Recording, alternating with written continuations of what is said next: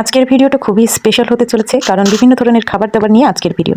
তো চলো শুরু করা যাক। হ্যাঁ এভরিওয়ান, কি অবস্থা সবার, কেমন আছো? আমরা তো খুবই ভালো আছি। আর এই রমজান মাসে মোটামুটি সবাই তো সুস্থই আছে আশা করি। আল্লাহর রহমতের মাস, এটা বরকতের মাস। তো এই মাসে শাক সবজি মাছ মাংস সবাই তো খাচ্ছে, আর ইফতারির তো বিভিন্ন আইটেম থাকছেই। আজকে চলে এসেছি, একটা সবজি রান্না করব মাছ দিয়ে, বেগুন টমেটো আলু দিয়ে। দেন সিম ভাজিটা তো আগে দেখিয়ে দিলাম, আর সাথে আরও কিছু রান্না করব। তো চলো আগে ইফতারের কি কি রান্না করেছি এগুলো গুছাই নিয়ে। এদিকে তো ইফতারি রেডি করেছি, কিন্তু আজকে আবার প্লেটে প্লেটে রাখছি। এদিকে যা বুন্দিয়া ছিল সব আইসা উঠে উঠে খেয়ে নিচ্ছিল আমাদের তিনজনের প্লেট থেকেই।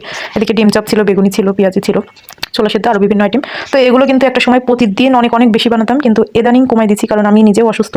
আর এই ভাজা পোড়া কম খাওয়াই ভালো, কিন্তু সেই ইফতারির সময় খাওয়াই লাগবে, না খেলে যেন ইফতারিই হয় না আমার মনে হয়। তো যাই হোক, এখন একটু গরুর মাংস রান্না করে নিচ্ছি।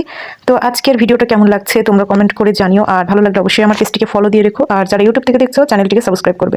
আজকের মতো এই পর্যন্তই, আর সবাই ভালো থাকো সুস্থ থাকো এই দোয়াই করি, আমাদের জন্য দোয়া করো। আল্লাহ হাফেজ।